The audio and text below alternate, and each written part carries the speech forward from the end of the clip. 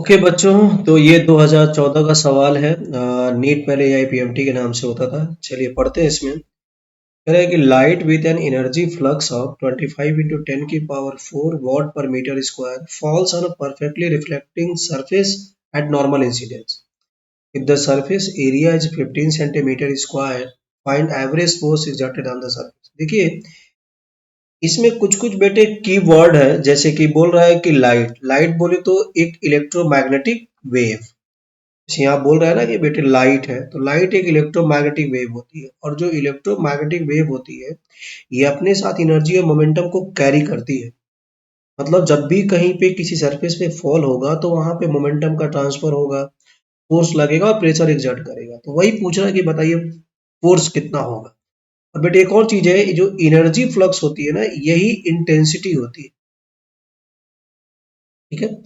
तो और हम सब समझते हैं बेटे, जो एवरेज फोर्स होता है उसको लिखा जाता है according to Newton second law, F average बराबर change in momentum upon time interval. ठीक है। तो मुझे दो चीजें चाहिए, मोमेंटम में चेंज चाहिए और टाइम इंटरवल चाहिए। तो हम क्या करेंगे, जो दिया उस इंफॉर्मेशन का बेटे यूज करेंगे। तो सबसे पहले तो हमें दिया हुआ है इंटेंसिटी। इंटेंसिटी यानी एनर्जी फ्लक्स। तो इंटेंसिटी बराबर होता है बेटे energy per unit area per unit time interval. आप यूनिट पे ध्यान दो ना। वॉट पर मीटर स्क्वायर का मतलब क्या है? वॉट का मतलब जूल पर सेकेंड, तो वही तो हो गया। जूल मतलब energy, energy per unit area per unit time. तो बेटे ये हमें दे रखा है, किसके बराबर है? 25 इंटू 10 की पावर 4। इसको इक्वेशन 2 बना लेते हैं, ये अभी आगे काम आएगा। और एक और चीज जानते हैं हम लोग कि जो मोमेंटम में चेंज होता है, जो हमारा इलेक्ट्रोमैग्नेटिक वेव है, जो लाइट है, वो एक परफेक्टली रिफ्लेक्टिंग सरफेस पे जाके फॉल होता है। परफेक्टली रिफ्लेक्टिंग सरफेस का मतलब क्या है बेटे? अगर मान लीजिए ये इनिशियल मोमेंटम अगर ई बाई सी लिख सकते हैं, ई बाई सी फॉर्मूला होता है मोमेंटम का। अगर ई बाई सी मोमेंटम लेके आ रहा है, तो जो फाइनल रिफ्लेक्शन के बाद मोमेंटम होगा वो माइनस का ई बाई सी हो जाएगा। मैग्नीट्यूड सेम रहेगा, डायरेक्शन पलट जाएगा। ठीक है, इसलिए माइनस साइन लिखा है। तो जो मोमेंटम में चेंज होगा बेटे, उसको लिख सकते हैं final momentum minus initial momentum. तो final momentum minus initial momentum, तो ये हो जाएगा आपका माइनस का ई बाई सी, माइनस का ई बाई सी। तो बेटे ये हो जाएगा माइनस का 2 ई बाई सी। ये अपना चेंज इन मोमेंटम हो गया वेक्टर। अगर मैग्नीट्यूड की बात करें, क्योंकि यहाँ पे आपसे डायरेक्शन वगैरह कुछ पूछा नहीं है, तो बेटे इसको लिख सकते हैं 2 ई बाई सी। ओके। सी मतलब क्या बेटे? सी होता है स्पीड होती है इलेक्ट्रोमैग्नेटिक वेव की, और सी की वैल्यू भी पता होती है। सी की वैल्यू हमारी होती है बेटे 3 इंटू 10 की पावर 8। ठीक है। चलिए ये हो गया इक्वेशन था। चलो इसका डायरेक्टली रिजल्ट याद रखते हैं। ठीक है, याद रहेगा तो और भी अच्छा है। ठीक है, मैं आपको भी रिजल्ट भी बता दूंगा। तो बेटे हमें एवरेज फोर्स चाहिए, तो delta P by delta T चाहिए। तो चलिए इसमें रखते हैं। तो फ्रॉम इक्वेशन 1 लिखेंगे, फ्रॉम इक्वेशन 1,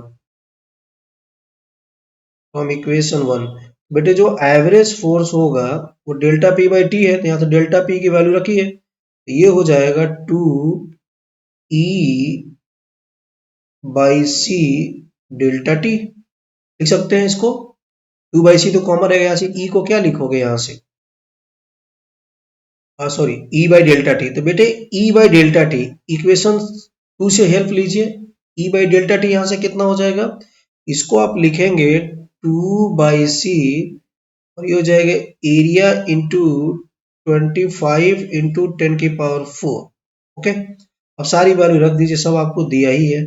बेटे ये 2 है, सी होता है 3 इंटू 10 की पावर 8, और एरिया कितना होता है वो दिया है आपको 15 इंटू एसआई यूनिट में लिखोगे तो 10 की पावर -4।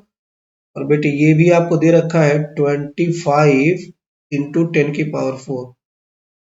ठीक है। तो बेटे ये तब तो एक दूसरे को कैंसिल कर देंगे, 10 की पावर -4 4, और ये हो जाएगा 3 ये 10। तो बेटे ये हो जाएगा आपका 250 इंटू, और ये ऊपर जाके हो जाएगा 10 की पावर -8।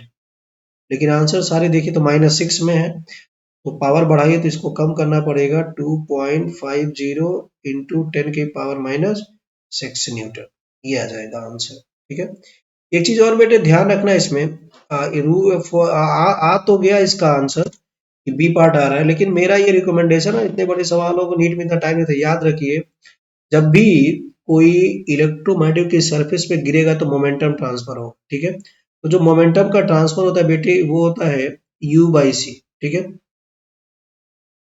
कई जगह इसको u लिखते हैं या एनर्जी को E लिखते हैं तो E बाई सी हो जाता है। ठीक है, रिफ्लेक्टिंग सरफेस की बात करें तो बेटे 2 टाइम हो जाता है, और अगर मोमेंटम का चेंज है तो फोर्स भी होगा, और फोर्स का आ जाता है बेटे 2 power 2 time power by C.